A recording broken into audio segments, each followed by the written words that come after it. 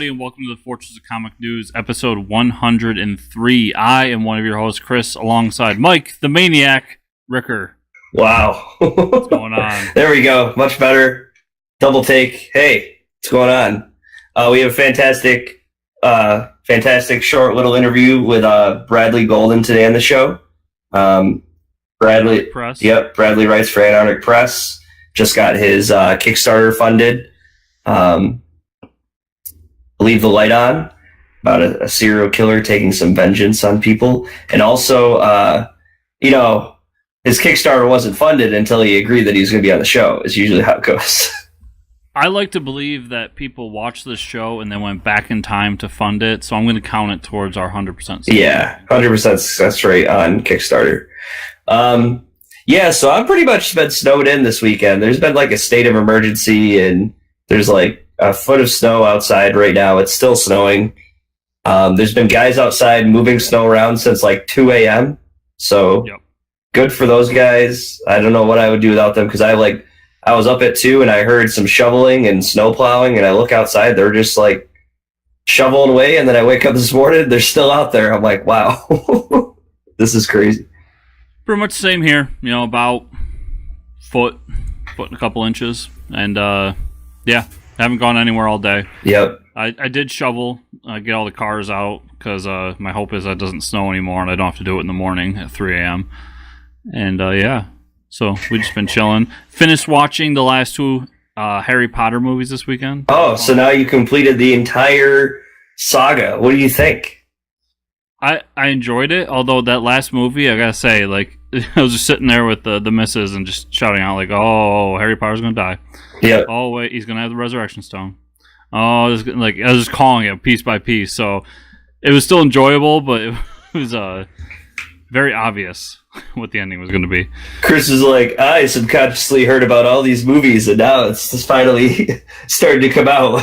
Well, 20 years later. I can't honestly say. I don't think I've ever heard somebody say that Harry Potter dies at the end of Harry Potter. Oh. Spoiler alert, everybody. You don't remember? So do you remember when... so when books were a thing, well, books are still a thing, but comic books are a thing too now, But so when Barnes & Noble was releasing Harry Potter, they used to do midnight releases for the books. Yep. And this is when I was in, I don't even know, middle school, high school. I can't even remember. But you would go there and they'd roll out these books and they'd have them all wrapped up, and it was a big secret, and everybody waited till midnight to grab the book. It was like, you're not going to read the book all night. Maybe some people did. I don't know. But there was people that you're reading on forums on the internet, and that Snape kills Dumbledore. So which book is it that he kills him? I think it's Half-Blood Prince. Yep. Yeah. So he these people were going to the lines of people at midnight waiting to read the books and screaming, "Snape kills Dumbledore." What a dick move. I know. So it was happening across the US. People were going, "Snape kills Dumbledore!" And then they're getting handed this 500-page book where Snape kills Dumbledore at the end. Man. So now we got to move on to the Fantastic Beasts movies. Don't do it. I do want to talk about how disappointing the ending was, because they do a 19 years later moment where Harry sends his kid off to Hogwarts. And I gotta say, I followed this kid through all these years of education, paying for his education with my tax dollars, and I want to know what he does for a living. What is he doing? Does he work for Ministry of Magic? Is he a professor? Why weren't these answers given to me? Well, first off, I think Hogwarts is a private school. No, that's definitely funded by taxes. Magical tax. There's just an extra tax in the receipt nobody notices. You can't see it if you're a muggle. I've seen the taxes. I'm pretty sure there's more money being taken out that I don't know about. Probably, yeah. You wouldn't know. And I mean, I think they. If you read the end of the book, they say he's is he an Auror or works in the Ministry? He does something that all the fans wanted him to be doing. Plus, there's that. Now you got to go watch the play. There's a play? Yeah. Didn't you know that? She wrote a play I don't know, a few years ago now. Maybe it was like 3 years ago. But the cursed child, or the cursed somethings. We're tearing apart the Harry Potter universe right now. As you can tell, it's not a Harry Potter podcast. Yeah, but they have talked about rebooting it, which, like, J.K. Rowling is probably, like, laying in her bathtub full of money, like, sure. Reboot it. Cinephica! They're trying to reboot it with the Fantastic Beasts, and you're going to notice it's going to fall short only because, like, they wrote those characters completely flat and unentertaining. They tried to do the whole thing of, like, we have Johnny Depp in a movie, so, well, the second one, but, like, we have Johnny Depp in a movie. That's all we need to do is just put Johnny Depp in a movie. The same mistake that Pirates made the last, like, 4. So, yeah, Pirates of the Caribbean wants to reboot, and they're like, we're going to do it without Jack Sparrow. It's like, yeah. You're going to take the only part of those movies that's interesting and take it away from me? All right, I go see it. Right. And they tried to do that, though. Like, if you watch all the... man, I can't even remember. Like, what's the last one that came out? Dead Men Tell No Tales. This is, like, the longest DVD cover. It's like a full sentence. But anyways, if you watch those movies, it starts off with, like, really good writing. And for, like, the first couple, you know, really fun movies. And Jack Sparrow is, like, he's a great character, and they wrote him that way. It's not just Johnny Depp's a fantastic actor, but, like, you got to give him dialogue and stuff. But then as you go, like, to, like, the 4th movie, and I think this is the 5th movie, the later movies is just, like, it turns him into being, like, a bumbling idiot, is basically how they write his character. And it's, like, this is just, now it's a cash grab, because they're like, well, you know, we used to actually write this character, but now we're just going to make him like a Three Stooges all in one, and here you go. Anyways. So speaking of pirates. Yeah. Speaking of pirates, Happy Season 2 trailer came out. Did you watch that? I did. Yeah, I really liked it.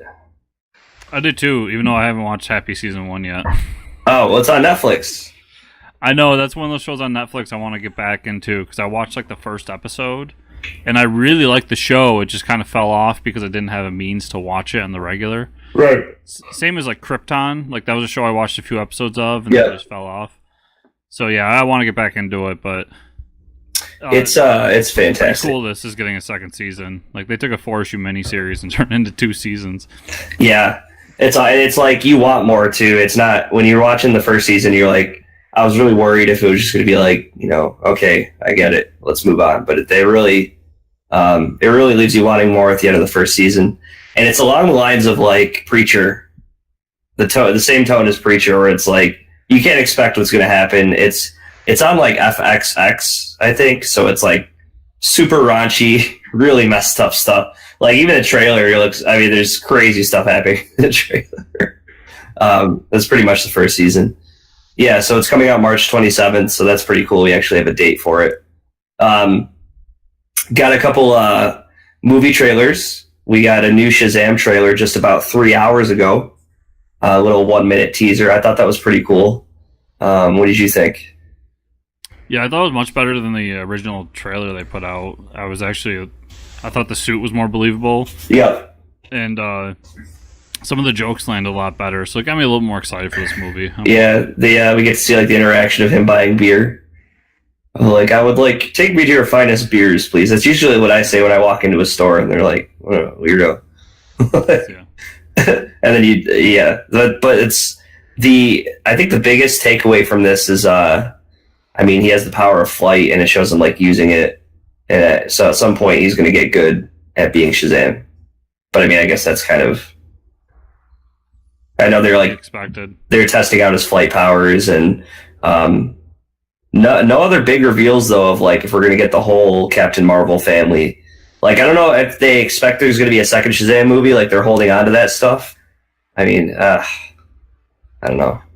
I hope they are, and I hope it's like an end credit sequence. Yeah. Like, you know, the whole movie goes about, and Shazam wins in the end. Spoilers, everybody. And we get the credits, and then right after the credits, it's just like the whole Marvel family popping up. Yeah. And I think, like, or at least save it for the second movie, like, they need to do the Marvel family to fight against Black Adam or something like that. Yeah, because, you know, that was we talked about it when we talked about Aquaman, but that was my biggest complaint with Aquaman is it felt like they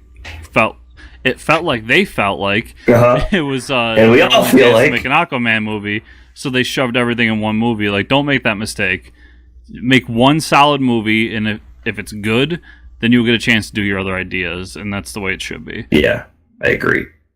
I have watched Punisher came out Friday, and season 2. I have watched one episode so far, and I'll tell you, after watching one episode, I want to finish the season because it was a really convincing episode. I don't know who the villain is. You would probably know who the villain is. It's Jigsaw. Is Jigsaw. Okay, so does he leave a cross on people's necks? I don't believe so. Oh, because there's a villain in the first... Not hardcore on my... And this isn't like... I mean, not spoiling anything. They show the villain in, like, the first sequence of the episode, but, like, he was, like, chokes a guy out, and, like, when he chokes him out, he leaves, like, a cross on his neck. And he has, like, these followers. Maybe he's just, like, it. Maybe this isn't the main villain to start off with, but... Jigsaw is... Oh, yeah, Jigsaw is the guy from the first season that's injured now. Like, they have a mask on him. Yeah, he's wearing like a porcelain mask. Yeah, this season. But it's kind of silly. Like, he's wearing the mask in the hospital right now, and like they either gave him like a mask with like a drawn-on face, or someone drew on it to like make fun of him. But either way, it's like, why would you're just asking for him to be a villain? Like, he's like incapacitated in the hospital right now, but like someone gave him that like menacing-looking mask, and it's like, why don't you just give him a regular hospital mask? Like. I don't know, kind of strange, but it's really good. I mean, I didn't know where they were going to go with it, and it's a fantastic first episode. But also, we got a cool trailer this week, Spider-Man: Far From Home, which everybody thought it was Spidey in space. Little did we know, it's Spidey across the U.S. Well, Spidey in London. Spidey in London, yeah. And we get a few takeaways from this. I don't know. It's reminding me. I'm getting like Iron Man 3 vibes because like they're like, oh, let's leave the suit back in the U.S. You know, like don't need Spidey when I'm in Europe. And I was like, oh man, I really hope they don't let us sit there for like an hour and a half without Peter Parker in a costume. I really hope not. Like, come on. That's the only thing I'm worried about. But we get to see Mysterio. It was fantastic. Looks great, and they gave him the fishbowl helmet. I don't know how that works on screen, but it does. Like, yeah, and his intro is really weird too, because so it looks like the main villain, or at least the first villain we see, is going to be everybody's favorite summertime villain, Hydro Man. Yes, I think we've talked about him. Then Mysterio shows up and kind of fights him. So I wonder if they're going to do like a hero turn villain thing with this, or if they're going to do something really different and new with Mysterio. But hiring, Jake Gyllenhaal to be Mysterio? Yeah. I'm sure he demands big bucks, so they must have plans for him past one movie. Yeah. Well, I don't know, like, I don't know if it's Hydro Man, because you see a bunch of other like giants made out of like there's a sand one and a water one. I almost think it's like Mysterio is making like a fake fight scene happen to make himself look like the hero. Like, I bet you that's what it is. Like, he conjured up these big things to fight, and like he was the one who started it.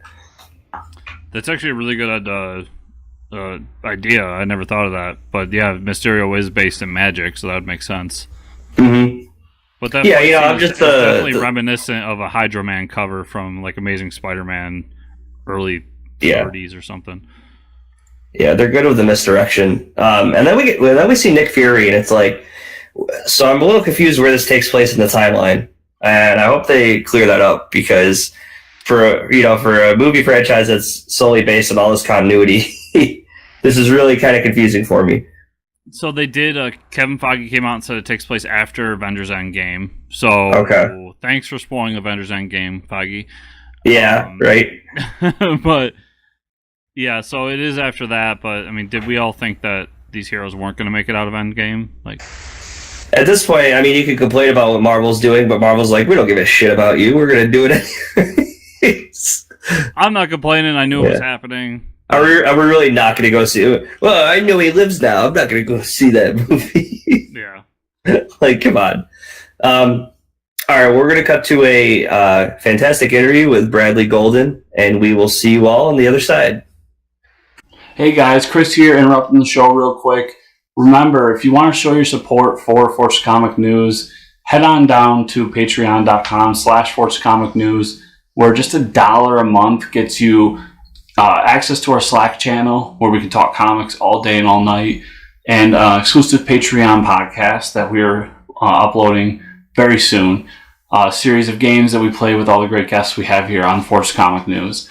You're going to get one of those every month, and just $1 a month gets it for you. So remember, that's the best way to show your support there and to help a growing community and to be a part of it with us. So everybody, thanks for your support, and on with the show. So everybody, welcome back to the show. We'd like to welcome a special guest with us today, Mr. Bradley Golden from Antarctic Press. Welcome to the show, Bradley. Hey. Welcome. And I will say, well, we usually have 100% success rate for getting people's projects on Kickstarter funded, but you already got it funded, so congrats on that. Yeah. We're here to talk about Leave on the Light, number 1. It was a Kickstarter campaign. We'll talk about that in a second. But so, Bradley, what got you into comics? You do mostly writing. You never did any art, did you? Or is it all right? It's all right. Yeah. All right. I pretty much started when I was like 10.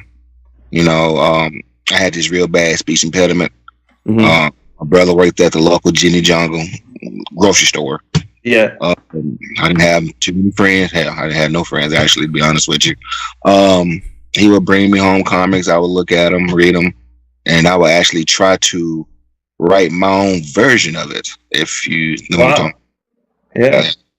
And from that point on, I just been writing my own little 2-page comic scripts, throwing them away. Uh-huh. I got I started doing it seriously with a group called Tile Comics. Mm-hmm. Comics. I did something called Legend of the Power Stance, and I met this group of guys through digital webbing, if you know what that is. Mm-hmm. I do, yes. Chris does. That's what all started from that point. Then here I am. So what are you doing with the Antarctic Press? You've done a couple other things with them, right? I am helping them revive the exciting comics franchise. Creating my own. Well, me and John Carter we're creating our own superhero Blackjack. I'm doing Wiz comics with them. They're bringing that back. Doing something with Spike Jarrell. He's got something else he's doing. Leave on the Light, of course, got picked up by them as well. My other book called Cold Blooded, which is about the ice cream man, they picked it up. That is awesome. And that's pretty much it. For us Antarctic, I got like 5 or 6 things going on with them right now. Awesome. That's great. Yeah, so when you were, what kind of books were you reading as a kid? Was it all Marvel stuff? Was it like Spider-Man, Batman? DC. DC? Nice. Awesome. That's what I like to hear. I'm the DC guy. Chris is the Marvel guy. I see. So let's talk about Leave on the Light. I'm actually excited for this book. I'm really big into horror movies and horror comics. And I love talking about, that genre. So, is this a big genre for you? Are you really into horror movies and that type of writing? I am. Yeah. Which is Second Sight Studios. I actually specialize in horror, stories, whatever. I think I actually put a story out earlier this year that nobody really heard about. It was about these like gremlin type creatures that was running around, and this might sound crazy, but it would impregnate your wife. Oh man! Half human, half gremlin babies. Oh no! That's like a combination of like Species and like Alien or something. got the idea from the movie Splice. Oh, okay. Yeah. Yeah, but a lot of folks wasn't digging that, but us, Yeah. we love it. Yeah. You knew your target audience. But yeah, it didn't go nowhere. Yeah. So that's when I started to leave on the light. Actually, what you don't know is this isn't the first time I've actually tried to publish this book. Really? It's actually on Comixology, but the artwork suck. Oh man. Yeah. So it's kind of like a reboot. Oh, nice. Well, that's I do really like the new artist you got on there. The art you've shown on the Kickstarter was fantastic. Where'd you hook up with him? Facebook. He got in touch with me. He was like he's never been published in the US, and seeing how I had ties with Antarctic and they pretty much were looking to start a horror line. I'm like, well, his art is really good and it fits what I'm trying to do. At first I wasn't going to do Leave on the Light in color. It's going to be black and white Noir style, but I feel like color adds to it just a little bit. Yeah. So, that's how the team came to be. I think the art really fits the I don't know, that thriller horror movie style. It definitely does. So is it awesome for you that you get to share this idea with everybody? Now they want it. I mean, now that's the time everybody wants to read it. You got it funded and everything, so that's got to feel pretty cool, right? Oh yeah, it feels great. It feels great. This isn't really the only project that I've gotten funded. Victoria Black. Then my ice cream man store was called Timmy Lala's Ice Cream. Now Antarctic Press changed to Cold Blooded. Oh, okay. Funded last year as well. I mean, it's great to see that people actually are still into horror. I don't really see too many horror books out there. I still have a few through it, and one through what Dark Horse or something like that. Yeah, there's only a handful out there right now. Is it challenging for you writing horror? Like, because you have to write it with the intent that, oh man, I gotta either creep people out or try to put a twist in there to scare them or something like that. Do you ever think about that? Or nah, it's pretty easy to me. I mean, to begin with, but seriously, I grew up watching a lot of horror movies. Yeah, Nightmare on Elm Street, Friday 13th. Just another movie called The Shocker. The Shocker. It's called Shocker. I've heard of it. I don't think I've seen it though. Watch it. I realize where a lot of my ideas from Leave on the Light comes from. Okay, I'll have to check that one out tonight. I'll put it on my list. Awesome. Well, do you have any other projects you think you're going to be funding on Kickstarter or coming up? You want to talk about or?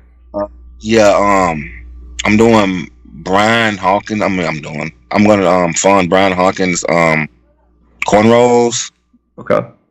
And there's another one. Shit, it left my mind. But yeah, a few of them I'm definitely going to look into funding. Okay, awesome. So with the book being funded and picked up by Antarctic Press, have they given you a timeline as to when they're planning on putting it in previews or? June. Okay. June. So definitely be in June previews. But what they're allowing me to do is I'm gonna continue to do Kickstarters. I'm not gonna leave my Kickstarter backers out. Wars that like for instance, the Chris Batista cover. We didn't quite 3,000 stretch goal, but I'm gonna go ahead and give it to the backers of 50 who plays $50 and up. But the ones that didn't really quite hit that tier, I'm going to allow them a second chance to get it through Antarctic Press. Oh, okay. Okay. Like 200 to 250 copies of it. The price going to stay the same. It's going to be $3.99. It's not going to be like $10, $15. I personally feel like that's nickel and dime your fan base.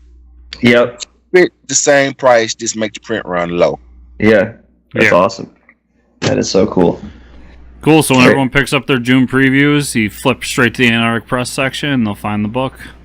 Awesome. definitely check it out. I'm looking forward to getting my copy because I was one of the Kickstarter funders there. Yep. But I hey, noted. But hey, man, if people wanted to keep in touch with everything you got going on, what's the best way for them to find you? Bradley Golden on Facebook or at Bradley Golden 4 on Twitter. I post all the pages, upcoming stuff I'm doing on social media, pretty much. Awesome. Great. Thanks for being on the show, Bradley. Really appreciate it. Thanks for having me, man. You know, I'm a little out there, but hey. No, it's awesome. Hey, welcome back anytime. You got a new book coming out. Thanks, Cool. man. We're back. What a great interview, everyone. And I think the project is still on Kickstarter if you want to check out Leave the Light On #1 and still pick up some of the cool stuff. Or you just wait till your local comic shop has it in their previous book in June. So check that out. Now it's time for everyone's favorite part of the show, comic book news. Let's see. Oh, Chris is excited for this one. Symbiont Spider-Man 5-issue series coming in April from Peter David and Greg Land. No? Peter David's a good writer. Yeah. It's like random symbiote Spider-Man stories from so I think at this point Marvel just lets Peter David do whatever the hell he wants. Yeah. And on the right project I enjoy Peter David, but I care less about symbiote Spider-Man. Major X series is coming to Marvel from Rob Liefeld in April. Which Major X is alternate dimension where mutants come to the 616 universe that live in a mutant utopia. Yeah. So it's basically an X-Men story? Yeah, it's an X-Men story where these mutants come over and something happens because they live in a utopia. The air quotes weren't shown by Mike. Oh. And utopia, I didn't know. There are quotes in the notes, but I didn't know I had to translate those to quote unquote utopia is what these mutants from the other dimension live. I'm already confused. It's like so is this going to be the story about them living in the utopia, quote unquote, or is it going to be about them like invading another dimension? Welcome to X-Men continuity. Yeah, you thought Hawkman was bad. I don't even know where to start with like X-Men, and all I've ever read is All New X-Men by Grant Morrison. So for me, that is the continuity of the entire Marvel universe, and that's really heavy, like Marvel, deep cut stuff like the Shi'ar and Gladiator is a big part of it, and characters that I probably never even read about ever again in Marvel, but Grant Morrison had to bring them all into his run, so I was even more confused. You're about to in Guardians of the Galaxy. Oh, I can't wait. It's it's Rob Liefeld. Like Liefeld quote unquote created Deadpool, and Marvel's gonna give him whatever he wants. He's got some story. Stole Deadpool from DC. he stole Deadpool from DC, then DC stole it back. Yep. Anyways, Star Wars TIE Fighters coming in April from Jody Hauser and Raj Antonio. Are you going to read this? Is this about ships? Yeah. It's about ships. No, it's about the TIE Fighter pilots. Oh, okay. So I'm all in. I don't know why it could be about the ship. It could be all about. I was gonna say this doesn't matter. 2 pages of TIE fighters, and I would probably buy it. It's just like if I wrote a TIE fighter book, it would just be pictures of the TIE fighters flying, and then they're like,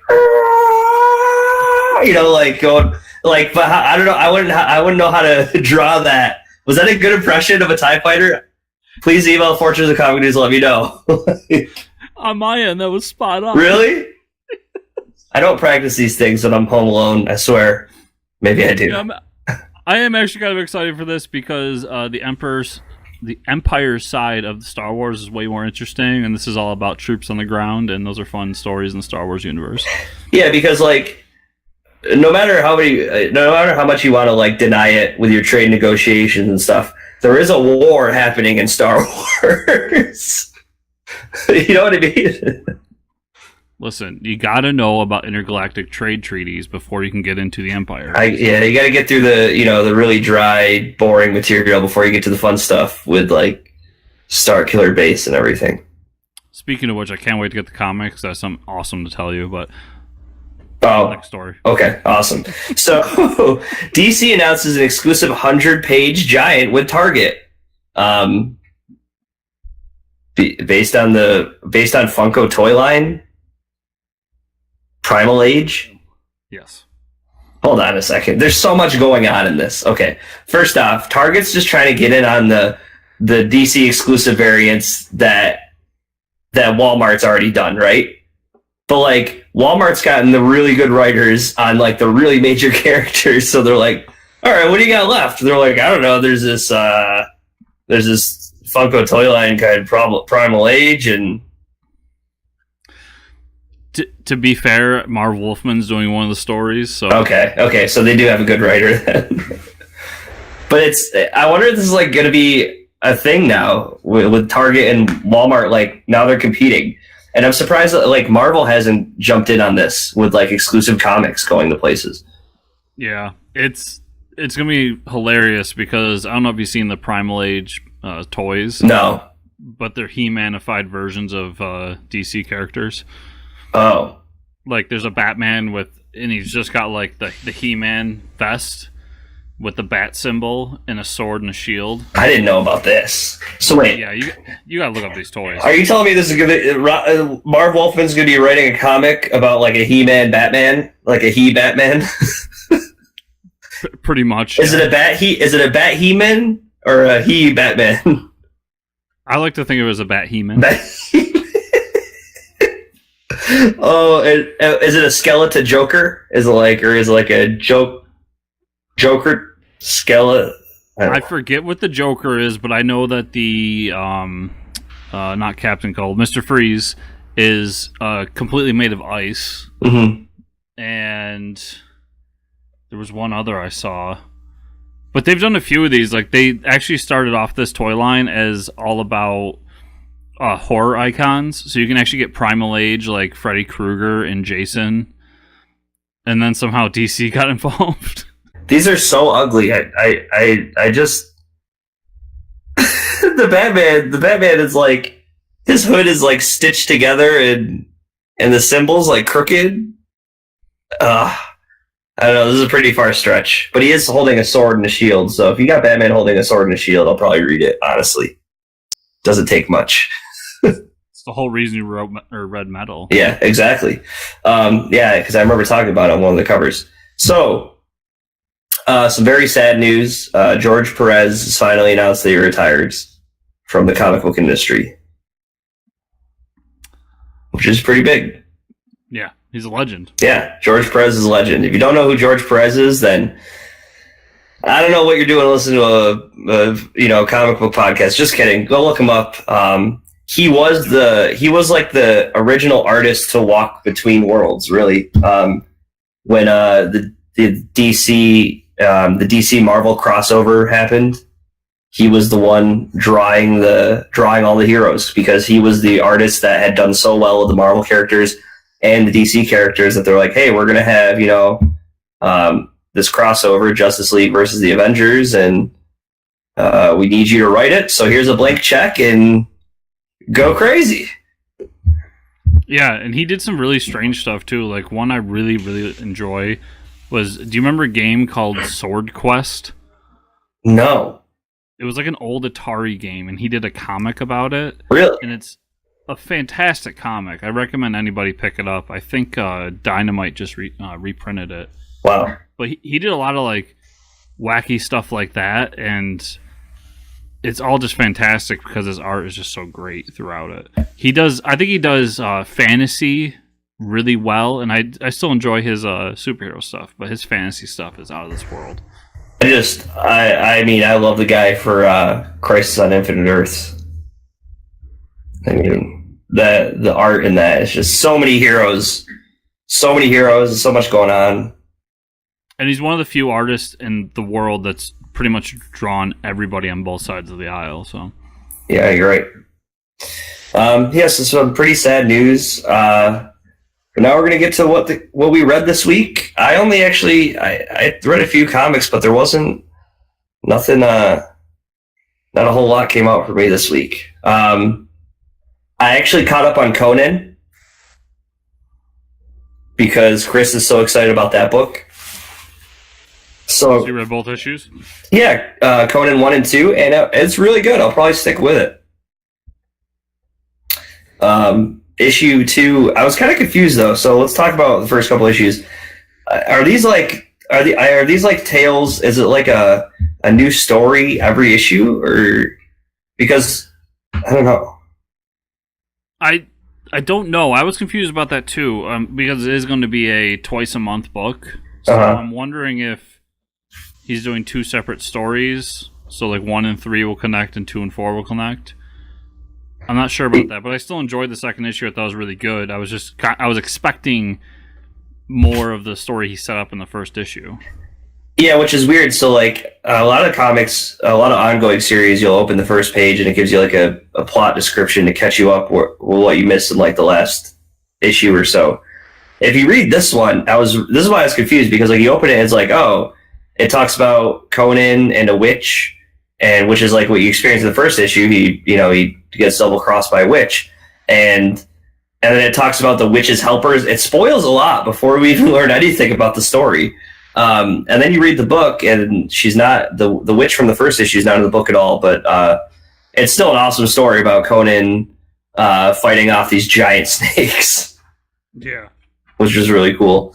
But then at the end, we get to see these 2 kids that are like this young boy and girl that are like following Conan, looking to, I don't know, assassinate him or use him for something.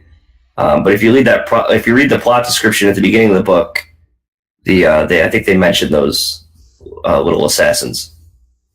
So it is part 2 of the story, and those 2 kids, I believe, are the same kids from the first issue that were grabbing the corpses.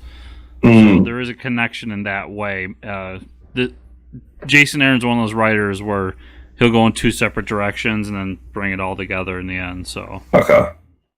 Well, we'll see where it goes. So I read that, and I read Venom number 10 by Mr. Donny Cates, who has Guardians of the Galaxy number 1 coming out next week, folks. Do not forget about that gem of a book. Yeah, I can't wait for that book. Yeah, so Venom number 10 was kind of like a reboot in the story. Not a reboot, but a new starting point in the story. We see Eddie Brock is not doing so hot. We get a little backstory about his dad and what he did as a kid to like make his dad hate him. Where he was just a drunk teenager, and he ends up like killing his neighbor's young son. And did you read it? I did. Oh, okay. And I'm like, how much am I spoiling for him right now? But yeah, so his dad belonged to like this community very rich community where his son got off.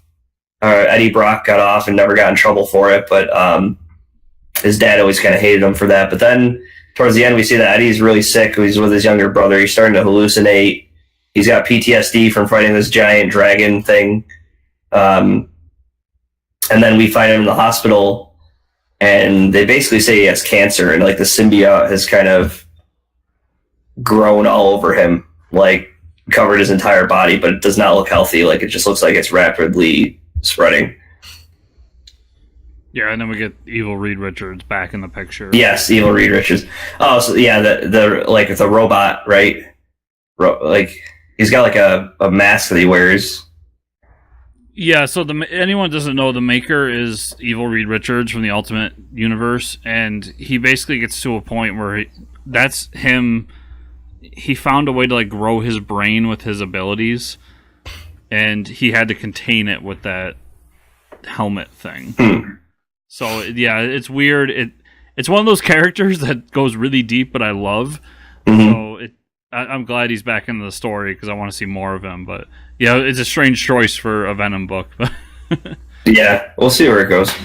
But I liked it though. I mean, both that and Conan. So few Marvel books this week. I'm almost done with. I've just about finished up Volume 1 of Killer Be Killed, and that's still a really good book. I just haven't gotten to Rick and Morty Dungeons and Dragons. Was supposed to come out this week. I just haven't read that yet. So I got Dark Arc 13, which, so basically the evil Ark has made its way to land, and all of the monsters are realizing that they're free from the magician that is keeping them on the Ark, and know that they have a day to celebrate before they have to kill them and all the other humans. But then something else pops up and starts just murdering everything in sight. So we don't know what it is. There's something on this island. I get a feeling we're going to be back on the Ark soon.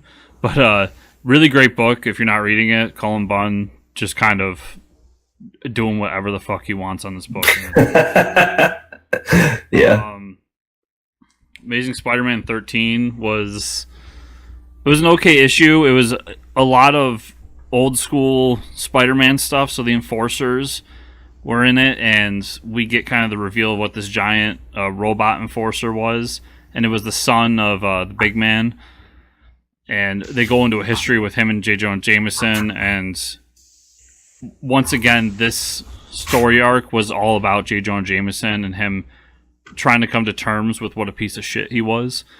And pretty interesting story. In the end, somebody captures Scorpion. We end up finding it's Vulture and a few other cronies. So there's obviously something going on there as well. Nice. Batman Who Laughs, number 2. It's basically, so Batman Who Laughs is taking a bunch of Bruce Waynes from other dimensions and bringing them to ours and killing them. So GCPD keeps finding like alternate dead Bruce Waynes everywhere. Oh wow! And they're trying to figure out why. And then, but Batman has a failsafe in place in Wayne Manor to protect everybody from the Batman Who Laughs evil plan. But of course, the failsafe is hidden behind DNA and all this other shit. So the Batman Who Laughs, I hate calling him that over and over again, but that's his name. The Batman Who Laughs has the same genetic code and everything because he's also Bruce Wayne, so he's able to get in there and do a failsafe. And then we get kind of an introduction more to this Grim Knight and who it is.